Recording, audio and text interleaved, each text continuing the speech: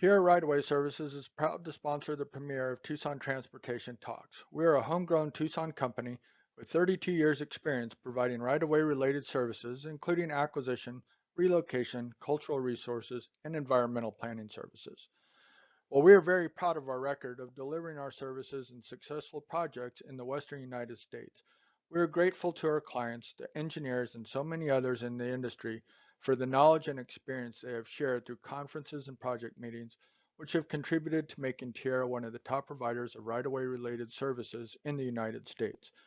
We hope that your participation in today's event will increase your professional knowledge within the transportation industry, and that in some way, some fashion, your knowledge will contribute to a better transportation system here in Tucson and in other areas across the United States.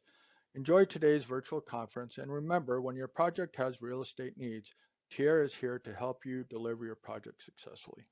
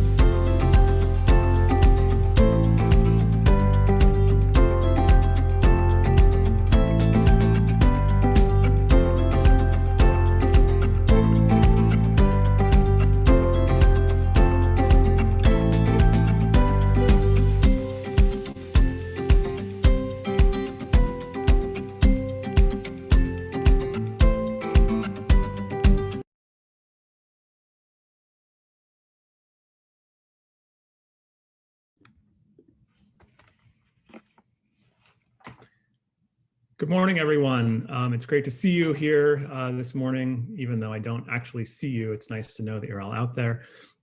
My name is Arlie Adkins. I'll be moderating the session today. I'm an associate professor at the University of Arizona, where I teach transportation planning. Really excited for this panel today.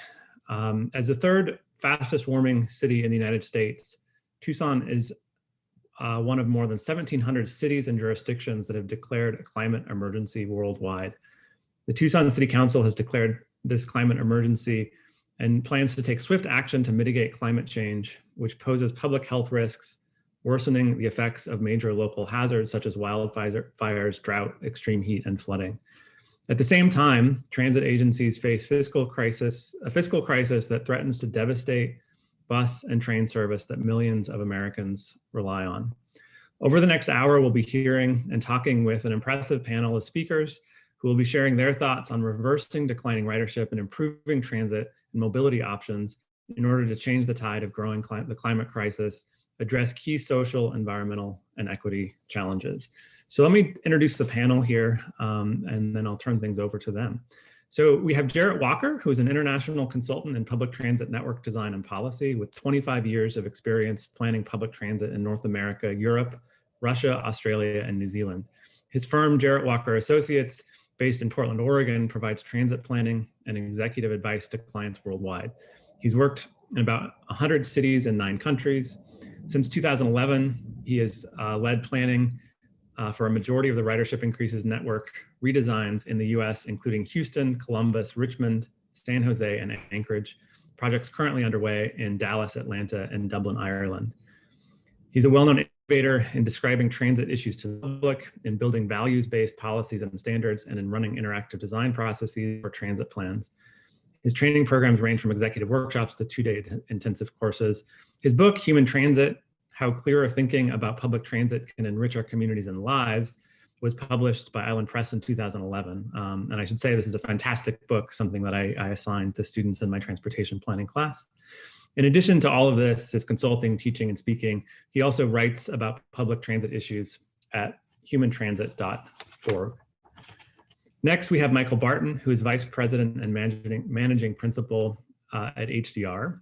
He has 33 years of experience and is based out of Tucson, where he served clients both locally and nationwide. In his current role, he leads HDR's Tucson office and is focused on managing high-profile multidisciplinary teams to solve complex transportation challenges. He has served numerous high-capacity transit projects, streetcar and BRT, including leading the program management team that delivered the Sunlink streetcar here in Tucson, as well as projects in Vancouver, Washington, Orange County, Sacramento, Kansas City, and Albuquerque. Mike is a graduate of the civil engineering program at the University of Arizona, and he is a fellow of the American Society of Civil Engineers and the Institute of Transportation Engineers. And third, we have Jean-Baptiste Bonneau, who is the head of solutions marketing and new mobility at RATP Dev. And he's joining us today from Paris. Within the global innovation and marketing demand, Jean-Baptiste is in charge of new mobility activities, transport on demand, autonomous mobility, shared micromobility. Before joining RATP Dev, Jean-Baptiste had worked for over 10 years in the tech and digital transport industries. In 2014, Jean-Baptiste launched a high-growth startup in the digital mobility sector called WeHop, which was acquired 4 years later. He started his career as a consultant and then investment manager at the French Agency for Energy and the Environment. So welcome to all of our panelists. I hope that the audience enjoys these talks, and we will have time for Q&A at the end. So with that, I'll turn things over to our first panelist, Jarrett Walker.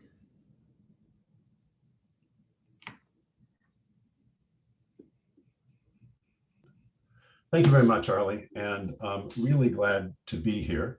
I'm going to share my screen and run through a quick presentation here. I want to talk with you a little bit about bus service, because it's often not the thing that comes to mind right away when people start talking about what to do about the climate. Or when we do talk about bus service, we're often tempted to talk about it only in terms of what comes out of the buses rather than what the buses do. So I want to start with the reality that one of the reasons we're not investing well in bus services is that a lot of our more fortunate people don't see it as useful to themselves, which is and therefore tend not to realize how many people it would be useful to. But it's also important to realize that bus service is as good as you make it. And the bus services that we experience in the United States, although we do our best with what we have, aren't necessarily everything that a bus service can be. So I point, for example, to this bus on the left and invite you to notice how exactly you know that that is a bus rather than a streetcar. It's actually hard to tell. There is a way to tell, but it's not obvious. And when you ride these vehicles in Paris, for example, or in many European cities, you'll notice that there is as little difference as possible between the bus experience and the streetcar experience, because they are all for the same people. I really like, too, the way Paris in particular has used bus infrastructure to be dramatic pieces of civic infrastructure that help everybody navigate the city. So what's wrong with bus service? The problem is not just that elites don't tend to see it as directly useful to them. There's actually a problem that good bus service helps with too many problems: climate and emissions, equity and social justice, access to opportunity. And we have so many institutions and bureaucracies out there that care only about one of these problems. And it makes it hard to sell to people who care about only one problem, because the brilliance of bus service is that it's useful for so many problems. All my career, people have been coming up with new reasons for why we should stop caring about buses. And some of the alternative visions that have been out there, driverless vehicles, we know now, are very far away from actually eliminating the driver, which is the only way they'd be relevant. We have the buzz about microtransit or little vehicles running demand responsively. That's a very inefficient tool, very inefficient compared to what big buses can do, where the market is right. Uber themselves estimate that their product's relevant to less than 7% of the transit market. You've got a streetcar in Tucson, which is great, but that's not something that can scale to the whole city. And then we have projects like free fares and electrification of buses, which are great, but we have to remember that those aren't actually improvements to anyone's ability to go anywhere. And that's something we always have to focus on. Really, we were stunned when we did the long-range transit plan about some of the statistics from Tucson. 1 in 10 of you live in households with no vehicles. Average household income spent on transportation, 26% of income. And this is worse, of course, for the lowest income people. Transportation makes people poorer by virtue of being so expensive, and most of that lies in forcing people to own cars. So bus service is a really effective climate solution if we design the service to be useful. And I'll talk about that in a moment, because useful service generates higher ridership, and useful service also generates support for more sustainable land use. The great thing is that at the same time it's doing that, it's also being an equity solution because it can readily scale to cover most of a city, reaching almost everyone cost effectively. So when I talk about usefulness, I'm actually talking about something even bigger than that. I'm talking about an exciting concept called access, which is something we have only recently gotten to the point of being able to measure. Here's a person. She's in a city full of possible destinations all around her, places she could shop, places she could work, places she could study, social opportunities, places she could worship, everything else. But if she chooses to rely on the public transit system, or any other mode for that matter, there's a blob of where she could get to in an amount of time she is likely to have in her day to make that trip. And I call this the wall around her life. If things are just if the travel time to somewhere is just too long, that place just ceases to be available to you. So it's a place you can't go. So her access to jobs is the number of jobs in that area she can get to. And this is now a very easy thing for us to measure. With a little more difficulty, we can also talk about access to education, shopping, anything else that we can locate in space. We can talk about about her ability to access those things. Now, this is a really powerful tool, because when we maximize access, when we just maximize where everybody could get to, we're maximizing a whole bunch of different things that are useful. First of all, we're increasing the likelihood that the service is useful for any particular trip. And that is the absolute essence of how transit generates ridership. That transit is going to generate ridership because more people, when they look up a particular trip, are going to find that transit offers a reasonable travel time. And that's exactly what we're measuring. But we're also literally measuring access to economic opportunity. We're not just counting the trips people are making or want to make. We're evaluating what they could do and what opportunities they could access, regardless of whether they're doing it now. Maximizing access also maximizes the value of transit to walkable communities by virtue of making it easier to get to more places from there on transit. Travel time is the very essence of the functionality of a city, since the whole point of cities is to put people close to destinations, close to opportunities. And finally, of course, I use the term wall around your life to evoke the notion that we're really ultimately talking about freedom here. That wall around your life limits what you could do, and it limits your options. And what is freedom but the presence and abundance of options?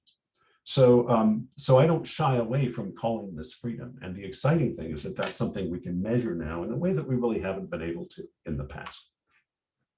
How do we expand freedom? The most powerful thing we can do is expand the high frequency bus network, the network of buses that are always coming soon. I'm going to talk now about some work we did in the long range regional transit plan for your region. I don't expect you to write down that URL on this slide. I will put it in the chat afterwards so you can go and look up the report. But this is how much frequent transit service you have now. You may notice a certain imbalance when it comes to the southern part of Tucson. That's one of the things we addressed. Not very much, really, in the scheme of things. Here is a medium-term frequent network, the 5-year version of the plan that we came out.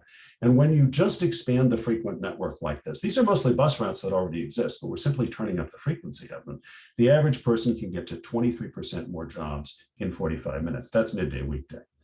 When you start talking, and so here's what that looks like. We can draw pictures. The green being where people, this happens to be Valencia and Tucson Boulevard, the green being where people can get to now, the blue being where they could get to. And we can count up exactly how many more jobs that is. And you'll see this kind of analysis in our report for many locations all over your city. So with this kind of power, why isn't bus service better funded? I think there are several things we have to talk about and look at very frankly. The fact that fortunate people don't see themselves as bus riders is a constant point of confusion. There is a term, I coined the term elite projection to describe the habit of relatively fortunate people of wanting to believe that things they find personally convenient are also good for the planet and good for society. And that's just not necessarily true. I'll put a link to that article in the chat as well. The bus service is fantastically useful to what I might call the lower 80% or lower 90% of society. And that's all you need to achieve spectacular climate outcomes and also spectacular justice outcomes. We're also up against the challenge that bus service isn't patented. And if you follow the chatter in transportation in the last decade especially, you'll notice that most of that chatter is generated by people who are trying to sell something that they have a patent on. Microtransit, driverless cars, whatever the new technology is that's supposed to make buses obsolete. There are no giant venture capital funded budgets to promote non-patented products. And so we, as people who are thinking about this, have to mentally compensate for the fact that patented things are going to be frantically promoted, and good old ideas like bus service, and of course the world is full of good old ideas, not all good ideas are new. We have to consciously compensate for that in remembering the importance of lots of ideas that are already out there. There's the whole problem of the bias toward infrastructure and away from operations and maintenance, which is routinely called the ribbon cutting problem, the fact that it's hard to create an elected official, a leader, doesn't have the same feeling of achievement when nothing has actually been built as a result of a project, even though what we urgently need is a lot more operations and maintenance and not just building things. And finally, as I said at the beginning, bus service serves so many different goals that it's hard, that it tends to be less interesting to people who care about just one goal. And a great example is the way that the environmental community thinking about climate tends to obsess about the emissions of the bus rather than the way the bus is actually making it possible for people to drive fewer cars.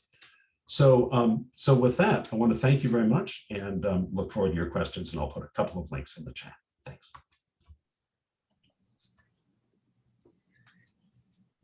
Great, thank you, Jarrett. I just want to mention, so Jarrett has referenced some links that he'll be putting in the chat.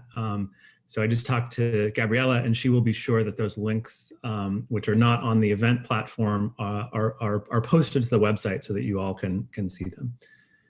And with that, Mike, you are up next. Thank you, Jarrett. Just to note, you'll have to manually terminate my screen share because for some reason I can't terminate it myself. There it is. There it is.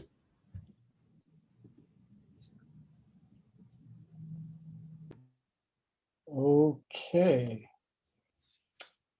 We there? Okay. Yes. Can you see my screen? Yes. Okay, perfect. Why are we here? Well, as we learned yesterday, you know, even with COVID going on, we saw an overwhelming drop in VMT and corresponding greenhouse gases. But at the same time, we saw some of the hottest months that we've ever recorded. And particularly in Tucson, it's been the hottest that I can remember, and certainly was verified as the hottest ever recorded in July, not to be outdone by August. As Arlie reminded us, also, we are the third fastest warming city in the country. In addition, COVID has kind of thrown a loop into the transit industry and has created a number of problems that we're wrestling with. Transit agencies have had to face reduced ridership due to shutdowns and reduced travel. They have reduced revenues because of the reduced ridership, but also because they look for economic issues to provide no fares. And then at the same time, they've seen increased costs in the development of transit, or in the use of transit, due to special requirements for sanitization and protecting both patrons and operators. So moving forward, we have an opportunity to change things. And one of the things that we'll need to do is to look towards designing resilient systems. And some of the things that we can do is improve our overall transportation systems, incorporate things like touchless fares. Autonomous vehicles and systems are coming, and they will be on the horizon, and they're being tested in a variety of cities as we speak. We need to be mindful of that. And then zero emissions vehicles to help us deal with the climate action that we need to take. One of the solutions that I was asked to talk about today is bus rapid transit and how that could possibly help us get to where we need to go. Bus rapid transit, what is it? It's basically a rubber-tired bus-based system. It aims to improve schedule, travel speed, and kind of the customer experience and overall capacity on the system. And so Tucson has developed a number of transit things, and where we're at is kind of in the middle of this transit system continuum. We've developed our local system, our streetcar system, and bus rapid transit, I think, is the next evolution for transit in Tucson. BRT components, what makes it a little bit different? I will touch on a couple of these items, but some of the things that they have, in the interest of time, I'll only touch a couple. Guideway, stations, vehicles, branding, you can read the slide. But these types of things are indicative of what differentiates a BRT project from other services. One of the things that we look to on BRT is we look to provide exclusive or shared rights of way. One of the things that's very important and that we will have to consider as we evolve in Tucson is making sure that we share those rights of way and make sure we create linkages with both pedestrians and transit, or pedestrians and bikes, and integrate that with the transit system. Guideway, there's a couple of different ways you can do it. One of the more productive ways to do that is center running. As you see in a couple of examples here, Albuquerque, New Mexico is the first gold-rated BRT in the United States. Cleveland's RTA Health line is probably one of the most productive BRT lines in the United States as well. They both use center running, and one of the things that center running provides is it allows them to share stations. It allows them to avoid conflicts with parking, potentially bike interactions, and turning movements at intersections. And it typically, like I said, gives a better return on investment for the TOD. Also, some instances, we use right side running, and you have a couple of examples here that we show. And one of the reasons we would do this is if we just don't have enough physical space to accommodate stations in the median. Also, if we're looking to do a shared arrangement where we're sharing our BRT guideway with like turning vehicles and things like that, we would use right side running.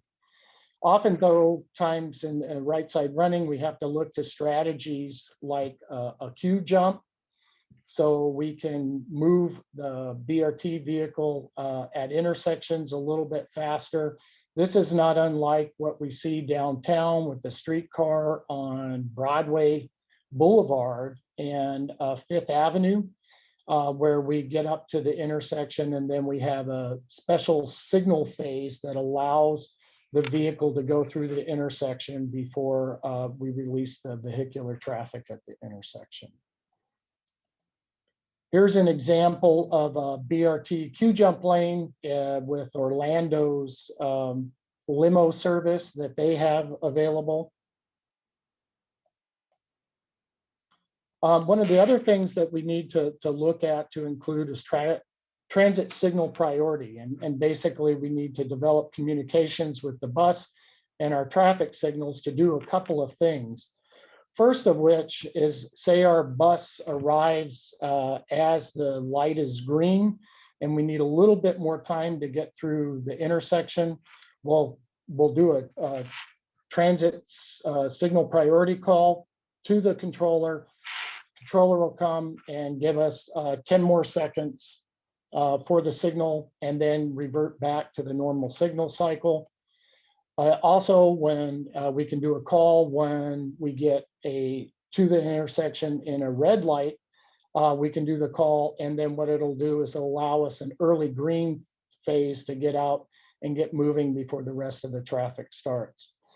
Now, this will require some upgrades to our systems, and but those upgrades to the system also allow for other things like overall adaptive traffic signal control, integration of connected and autonomous vehicles, and then allow us to incorporate newer technologies like automatic pedestrian detection and other things.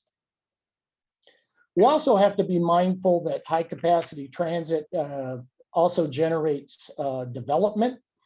Like we saw in the streetcar, we developed a massive amount of development over at the university with student housing. We also did high density senior housing along the alignment on the west side of town. And so we need to make sure that when we do put in a BRT project, we think about the possibilities of integrating with the land use and working to complement both the transit system and the land use, and to provide better connections for all and improve each other with higher ridership, with more access to jobs and to housing and those types of things. But we also need to be mindful that we need to be looking out for anti-displacement strategies and the like as well. Also, we need to incorporate features like allowing for bicycles on the vehicles or in front of the vehicles like we do in Tucson, accentuating and being ready for autonomous connectivity and connecting both to infrastructure and to sensing other vehicles for safety reasons. And we need to be mindful of the change in technology that's coming with electrification, with a number of systems looking to move their buses to zero emission with either charging at the depot or even at transit centers like we see here in Minneapolis. And just in closing, I think one of the things that we need to be mindful of as well is the city of Tucson is currently working on a pilot program with a bus manufacturer to test and use battery electric vehicles here in Tucson. So they're moving forward. And then we just need to be ready for implementing high capacity transit in the future. And with that, I'll turn it over to our next speaker. Great, thank you so much, Mike. And now we have Jean-Baptiste.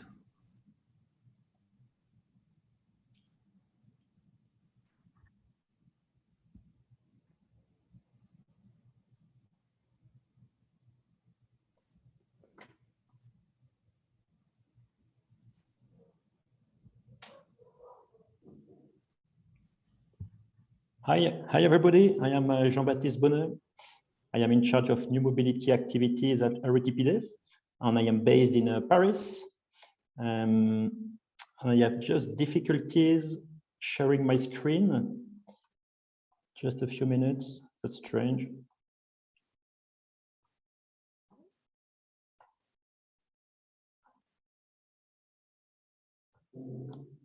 Okay.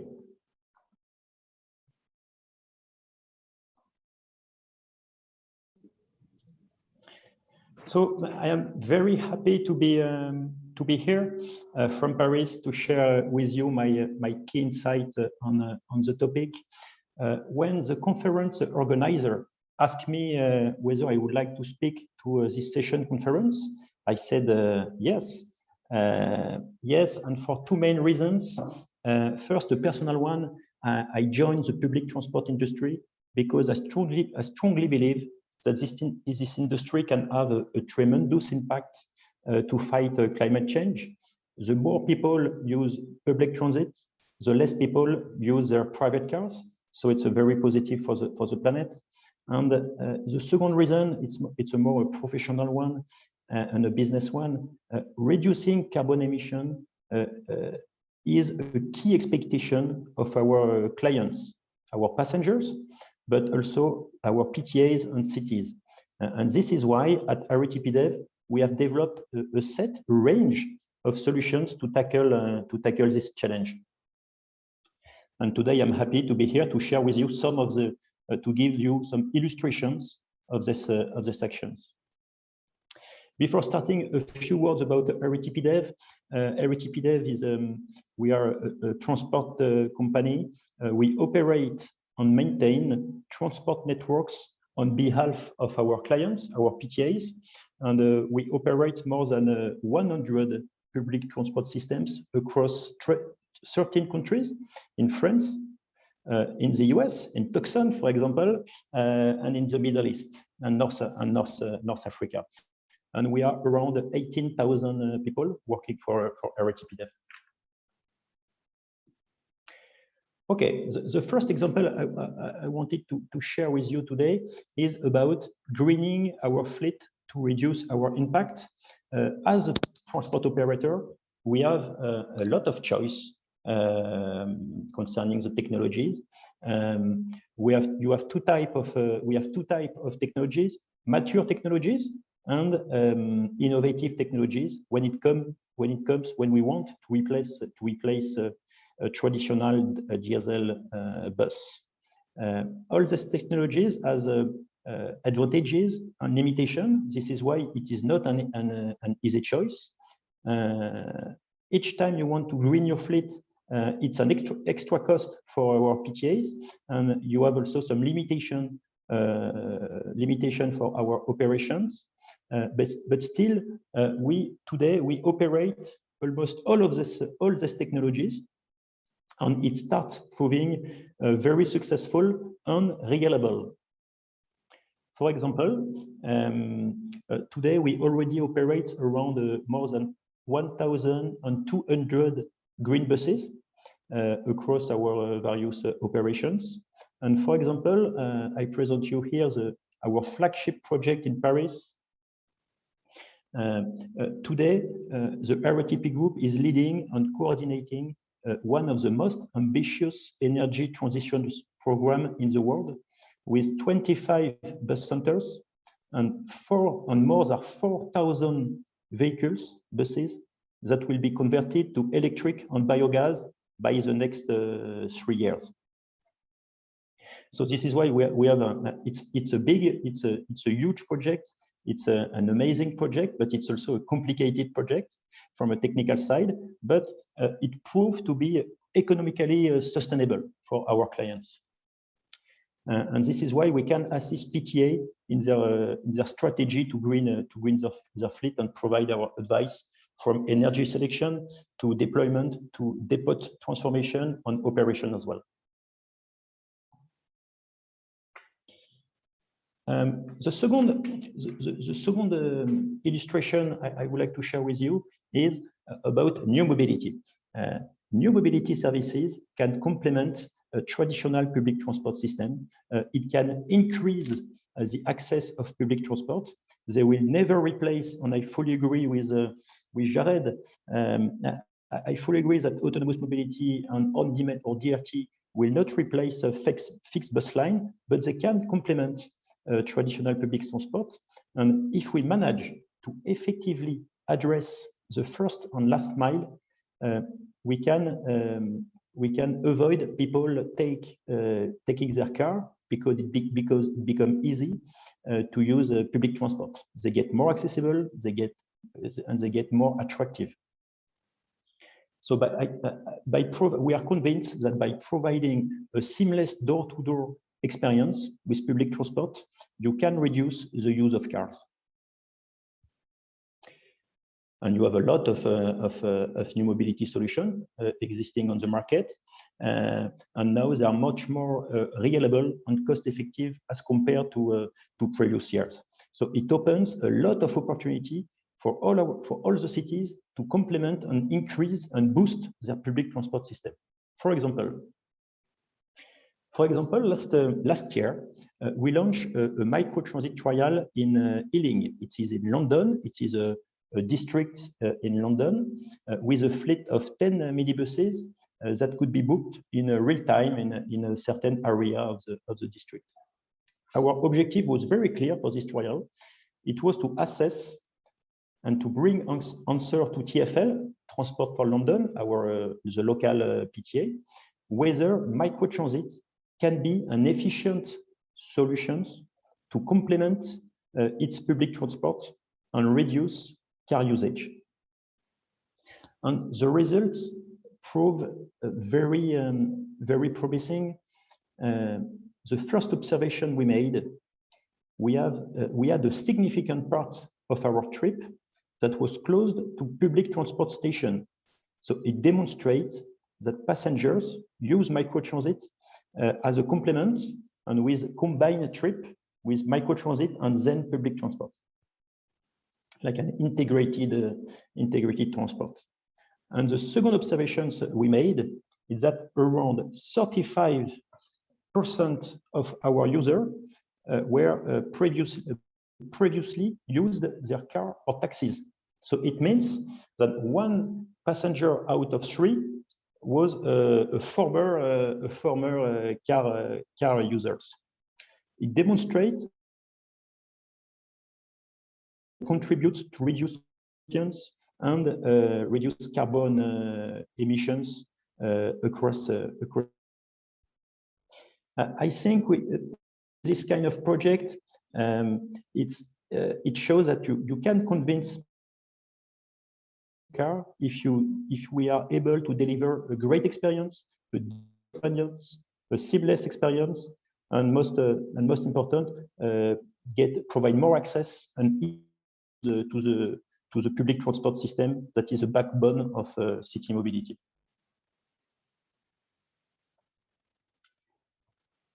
And my last example for today, it's quite different as the other.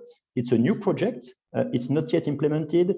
It is planned by next summer in Egypt and Morocco in North Africa.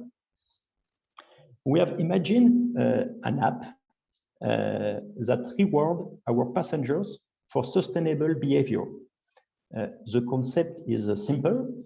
The more you use public transport, points you earn, and those points can be redeemed to plant trees.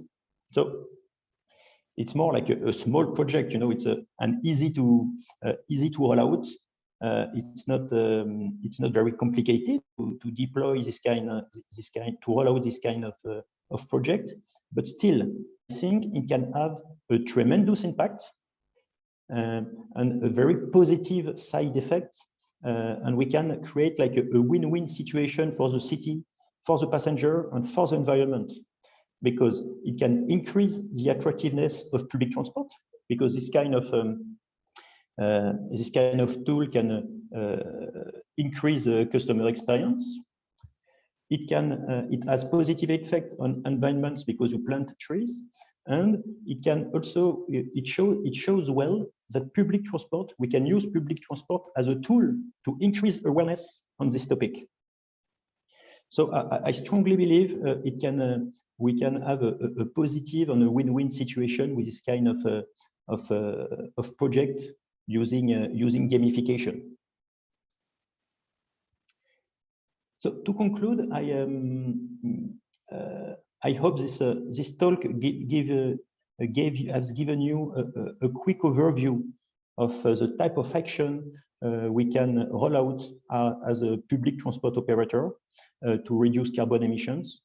Beyond that, providing an easy and affordable and reliable system, we can implement proactive actions to fight climate change, like lower lower bus emission with green fleet, reduce the use of private car by combining new mobility solutions with public transport to address the first and last mile issue, and engage passengers in adopting eco-friendly behavior with gamification.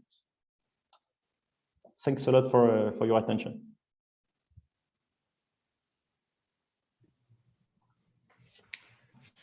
Thank you, Jean-Baptiste. So now, and thank you to all the speakers for sticking on time. We do have time for some Q&A, and we do have some questions coming in through the event space. So the first question I'm going to ask, or that the audience has asked, are there ways to quantify access to jobs, economic mobility, and other metrics that can allow political officials to speak to improvements for the community? And I think this one came in during Jarrett's talk, but any of you are welcome to respond. I think that's exactly what we're trying to do with access analysis, is tell compelling stories about the things that really matter to people, and so that there is a compelling case for doing something other than building things. Building things is great, but we have a habit in the United States of building more things than we can operate or maintain. And so I think you'll see that coming on very rapidly. There is a document you can look up called the Transport Access Manual, which just came out, which is an academic treatment of this whole topic by David King, who's at Arizona State, down the road from you, and David Levinson, who really originated a lot of this work. So it's an exciting topic. It's a topic that's developing pretty quickly. If you follow my work, if you look at our reports, you'll see we're putting that at the center of what we do.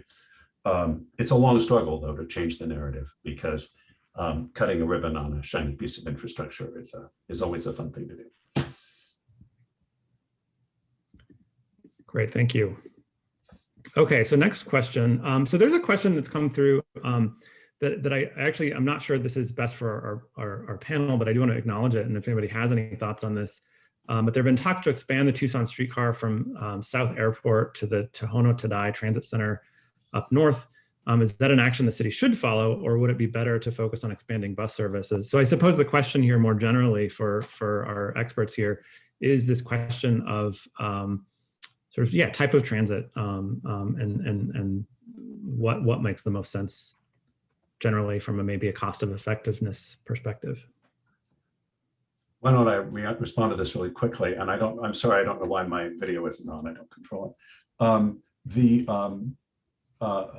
If you want access, you stop caring about whether you're on rails or tires, and you do whatever will deliver access to opportunity. And so one of the main challenges, especially for areas that are concerned about transit equity, is that the way to get the most access to opportunity for your community is not necessarily just to extend a particular technology that some other community has. You have to look at what is actually the right tool for your community's geography and for your community's goals. Yeah, I would also say that it also depends on what you're trying to accomplish with your project too. So if you're looking for access and mobility, you can look at different options. But if you're looking to generate a fair amount of economic development and other things, then you need to open up the toolbox a little bit. I think the one thing you do need to do is do an economic study and look at your return on investment and make sure that you're spending your money wisely to get the right solution to solve the right problem.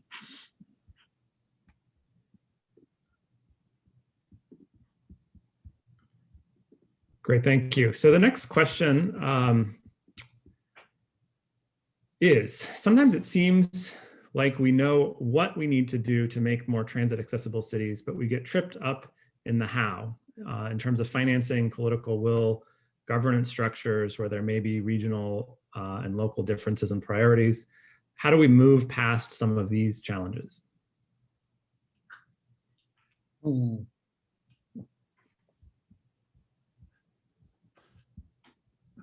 Well, as a transport operator, it's not easy to answer this question because it is our clients decide and they have the political will and the budget in their hands.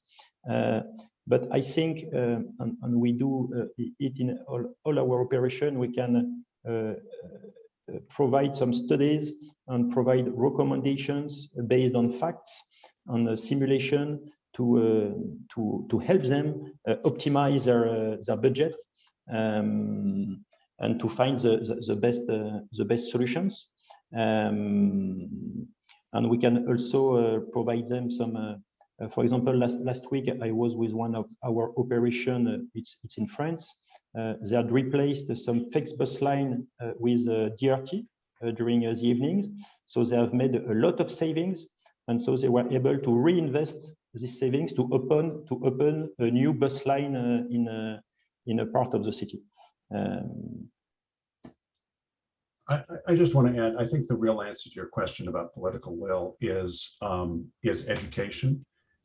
People need help directing their advocacy into things that will actually solve the problem they're talking about. And I think, and I think that message is something that goes to environmentalists working on climate as much as it goes to people working on racial justice and racial inequity, people coming from many other perspectives. My career, if you look at my work, there'll be links on the website, have all been about helping people think about how transit works and what the facts are so that they can turn their goals into something that actually works as a position on transit that actually delivers on those goals. Most of what's going wrong in transit advocacy is well-intentioned people getting attached to a position that sounds good to them, but will not actually do what they want. And so, you know, that's really the core of it, I think. And you can look up some of my work on that. That's really the essence. I also think one of the things that needs to be addressed is making sure there's adequate funding. And we have to make sure that there's more than just the funding for the initial capital project, but we're keeping in mind that we've got to fund continued operations and what that means and why that's important. And identify creative ways to doing that. There are communities that are doing that now, assessing themselves in a variety of different manners that are non-traditional, and looking for solutions, but taking ownership of the way that they're funding their solutions. Great, thank you. So, and I do have a note here from Gabriella to make people aware that the city does currently have a grant land use planning along one of these corridors. So there are going to be some sounds like public meetings coming up to answer some of these specific questions that are coming in, timeline for this particular project and BRT and equity-oriented development in Tucson. So we have a question that I might combine a little bit. One says that a longstanding issue with bus transportation in Tucson is that north-south access has never been as good as east-west access, and I think some equity issues related to this in terms of the sort of spatial distribution of demographics in Tucson. So I suppose the question here, I mean, the observation is that we have some inequities in how transit is distributed across the city. So thoughts on that topic? I will just start off and I'll point back to Jared too, because his study identified some of those inequities and showed the existing connectivity and then also the lack of connectivity to the south side. I grew up in Tucson, so I've lived here forever. I grew up on the south side. I didn't have really good access to go to places. I didn't have good access to get to the university. I couldn't get there at the same time that it took me to drive. So oftentimes it was just transit wasn't there and it wasn't convenient. And so we need to do a little bit more, I think, to expand connectivity to the south side and make sure that we're opening up opportunities there. Mhm. Yeah, I agree completely. And that was a big focus of our study. I hope you look that up. Yep.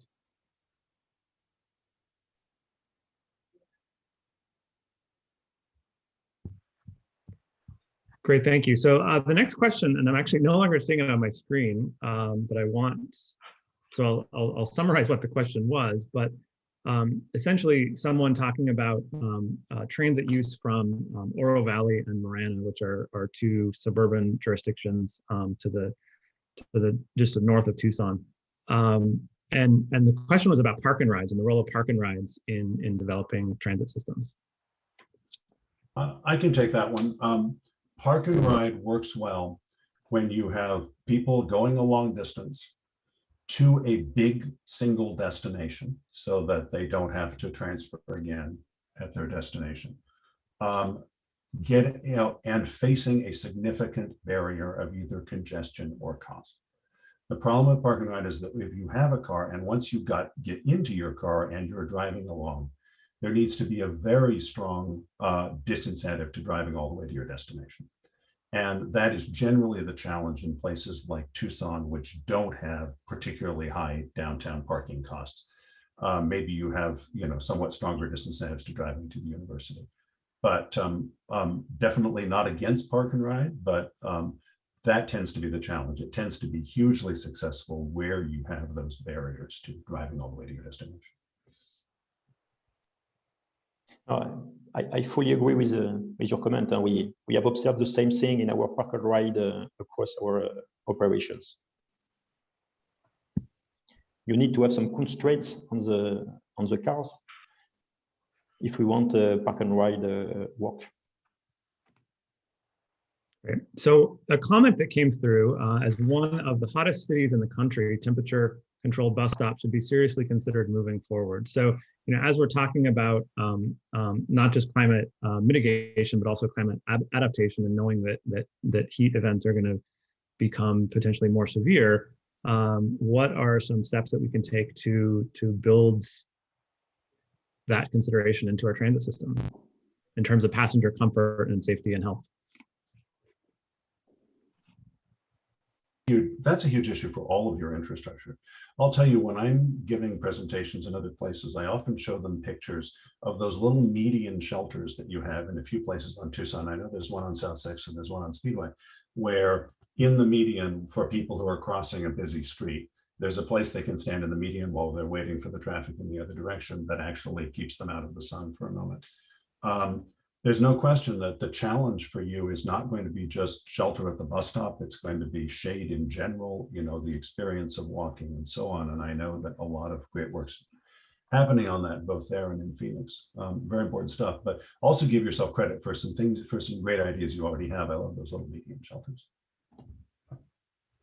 Yeah, that's consistent with a lot of what we heard during the development of the streetcar project. And so we look to design kind of the stops to provide shade as much as possible. We also look to kind of separate the roof structures a little bit to allow some dissipation of heat so that the sun hitting down on the roof then was dissipated by an air layer. And look for strategies like that. Again, one of the things, the mayor's million trees and providing shade along our sidewalks and routes to the bus stops. And then another thing that just strikes home is, if you have frequent service and you're getting there every 10 to 15 minutes, you're not waiting in the heat as often too. So I think those are all strategies that need to be considered and integrated into what we do moving forward.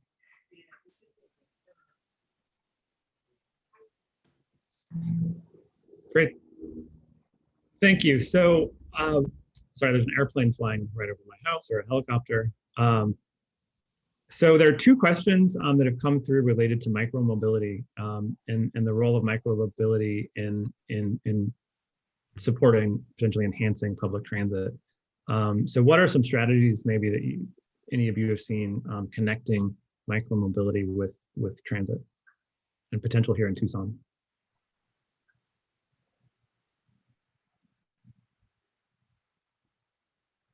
I'll start by saying what I usually say, which is that if you're paying a driver, if the all these fancy terms, if the government is paying a driver to drive a small vehicle who could be driving a large vehicle, you're probably going to end up with lower ridership overall.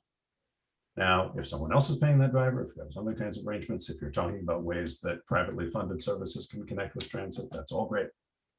But if you're talking about running less big bus service in high demand areas so that you can run little vehicles in low demand areas, that is a lower ridership prospect overall. There may be other good reasons for it, social service reasons, justice reasons, but it's not a ridership strategy.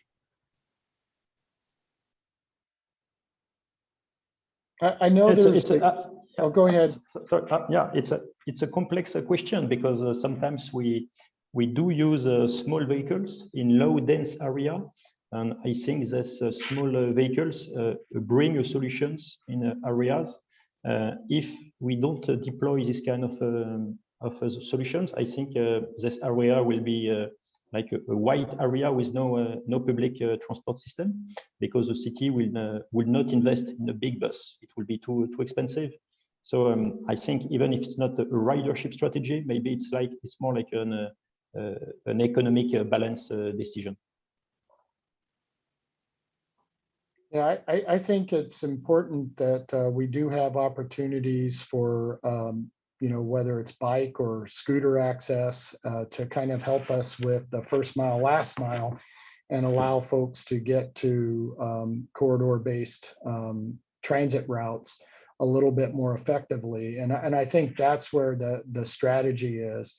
I think one of the things that people are wrestling with, and transit in general is wrestling with, is with rideshare companies who are, promoting first mile, last mile, but then are also subsidizing the cost of that to try to drive out competition. And that's become very problematic in certain cities, and they're looking for ways to make sure that they regulate that. So that's one thing I'll add.